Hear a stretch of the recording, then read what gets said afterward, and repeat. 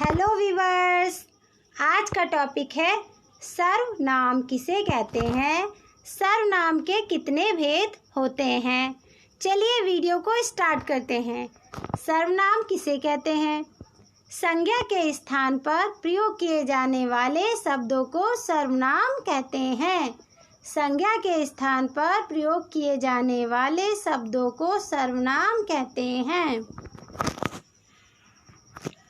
सर्वनाम के भेद। पुरुषवाचक सर्वनाम, निश्चयवाचक सर्वनाम, अनिश्चयवाचक सर्वनाम, प्रश्नवाचक सर्वनाम, संबंधवाचक सर्वनाम, निजवाचक सर्वनाम। सर्वनाम के 6 भेद होते हैं। पुरुषवाचक सर्वनाम की परिभाषा। जो सर्वनाम शब्द बोलने वाले, सुनने वाले या किसी अन्य व्यक्ति के लिए होते हैं, पुरुषवाचक सर्वनाम कहलाते हैं। जैसे मैं, हम, मुझे, तुम, तुम्हारा, आप, वह, उसे, उनका इत्यादि।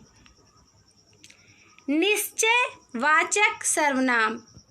जो सर्वनाम शब्द किसी वस्तु या व्यक्ति के बारे में निश्चित रूप से बताता है, उसे निश्चयवाचक सर्वनाम कहते हैं।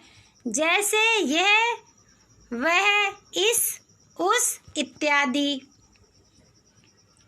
अनिश्चयवाचक सर्वनाम।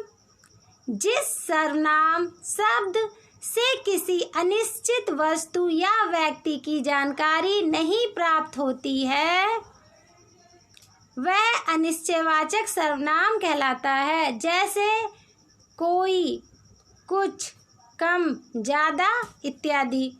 इस परिभाषा को मैं एक बार और दोहरा रही हूँ।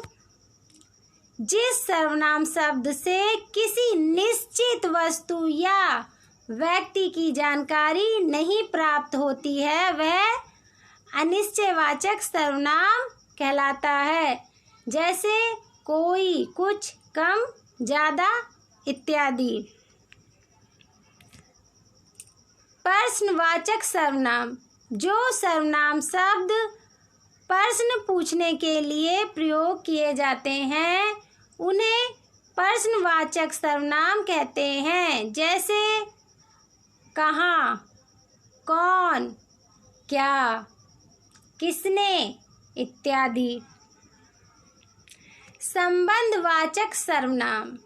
जिस सर्वनाम शब्द से वाक्य में संबंध का बोध हो रहा हो, वह संबंधवाचक सर्वनाम कहलाता है। जैसे जो, जिसे, जिसने, उसने इत्यादि। निजवाचक सर्वनाम। ऐसे सर्वनाम शब्द जिनका प्रयोग व्यक्ति केवल अपने लिए करता है, उन्हें निजवाचक सर्वनाम कहते हैं। जैसे अपने, आप, स्वयं, खुद इत्यादि। व्यूअर्स, अगर आपको मेरे समझाने का तरीका समझ आता है तो प्लीज़ मेरे चैनल को सब्सक्राइब करिए, लाइक करिए, कमेंट करना ना भूलिए। बाय।